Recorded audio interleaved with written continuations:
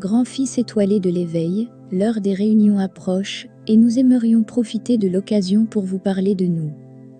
Comme pour les habitants de la Terre, il existe de nombreuses races syriennes différentes, avec des apparences culturelles et des mentalités très variées. Aujourd'hui, nous parlons principalement des habitants de Sirius B. Il est vrai que la plupart d'entre nous sur Sirius B sont des êtres aquatiques et que certains émissaires ont choisi le corps de dauphins et de baleines pour s'incarner sur Terre dans des temps reculés. Les sirènes et les tritons ont également des racines syriennes. Plus tard, cependant, nous avons également contribué à développer des corps humanoïdes. L'un des représentants les plus célèbres de notre espèce est le roi égyptien Akhenaton, accompagné de Néfertiti et de sa famille. Notre planète possède de grands océans chauds, pas d'eau froide. La masse terrestre abrite de vastes déserts de sable. La flore luxuriante se limite presque exclusivement à la mer. Toutefois, il existe à l'intérieur du pays de vastes plateaux lacustres à la végétation tout aussi abondante. Ils ressemblent à des îles vertes entourées de sable. Dans l'ensemble, il y a plus de vie dans les océans que sur le continent. Le rapport entre les masses terrestres et les masses d'eau est à peu près le même que dans Gaïa, environ 80h20. Il y a 3 soleils.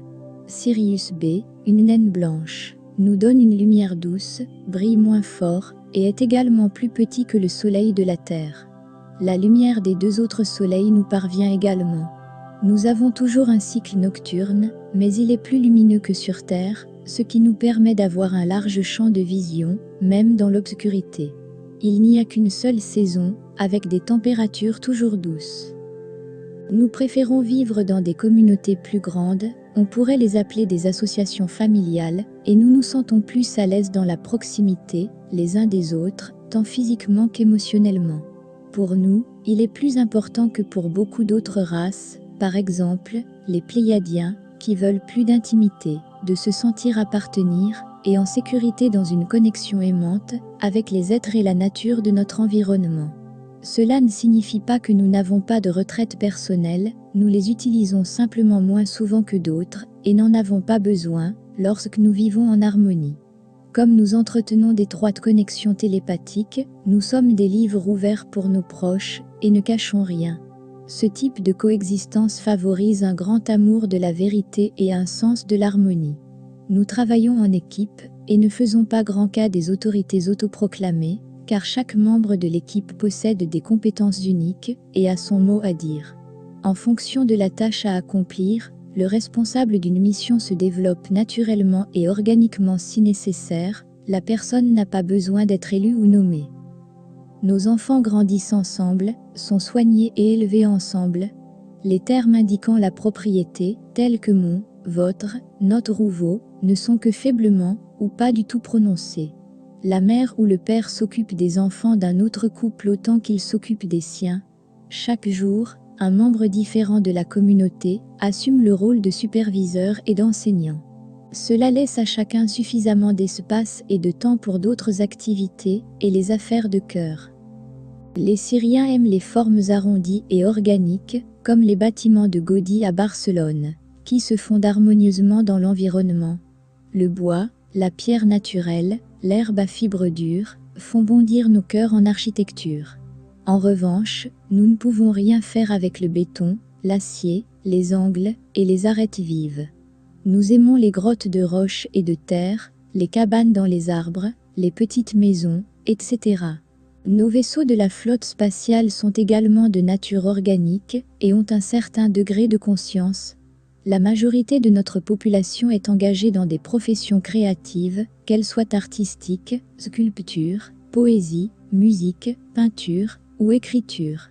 Dans la recherche, ou dans l'agriculture et la gestion de l'eau, toujours à la recherche de la plus grande vérité, beauté et harmonie de la création.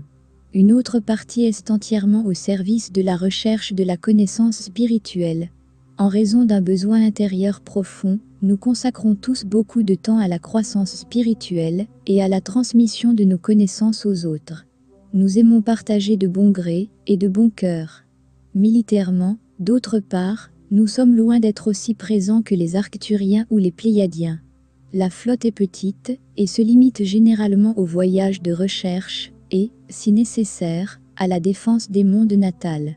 Depuis qu'elle a rejoint la Confédération galactique, et surtout depuis que la flotte a été appelée à libérer la Terre, cette situation a quelque peu changé.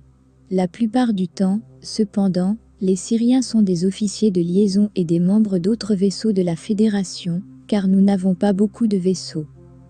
En raison de notre sens de la communauté, nos relations avec nos partenaires sont également plus libres et plus faciles à structurer qu'avec d'autres personnes dans le monde.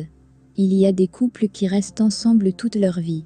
Tout aussi courantes sont les familles recomposées ou les Syriens qui ne s'engagent dans une relation amoureuse stable que temporairement ou jamais.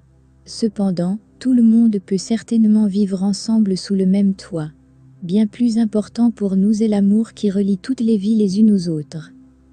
Les enfants naissent dans le corps éthérique et forment le corps à partir du corps physique de leurs parents. Au cours de ce processus d'accouchement, qui est un acte de volonté consciente et où un contact a été établi au préalable, avec l'âme qui souhaite entrer dans la vie physique, les parents se trouvent dans la même pièce, et leur aura commune fournit l'espace sûr et sécurisé dans lequel le corps se forme et l'âme entre. Cette dernière étape prend quelques heures tout au plus. La décision, la préparation et le dialogue avec l'âme entrante prennent beaucoup plus de temps.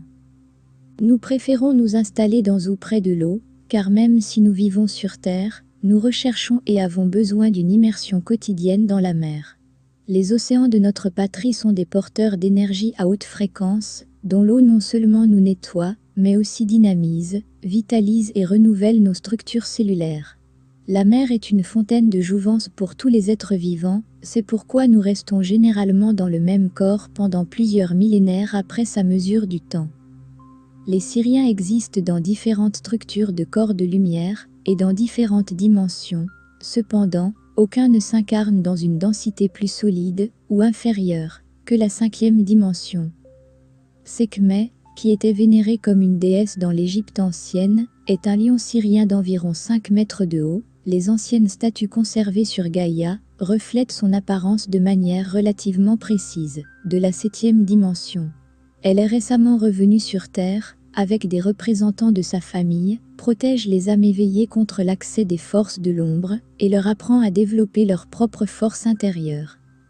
De même, la déesse égyptienne Isis a ses racines dans Sirius, tandis que Osiris vient de Canopus. D'autres dieux égyptiens ont leurs origines dans d'autres races stellaires. Sobek, par exemple, descend des reptiliens. Nous nous réjouissons de pouvoir partager davantage de nos semences d'étoiles avec vous, les habitants de la Terre, la prochaine fois. En le mélangeant à l'ADN terrestre, des traits de caractère incroyables sont apparus. Vous êtes invités à poser des questions sur nous à notre sœur et au canal Shadar. Shular Shuriam. À bientôt. Les Syriens.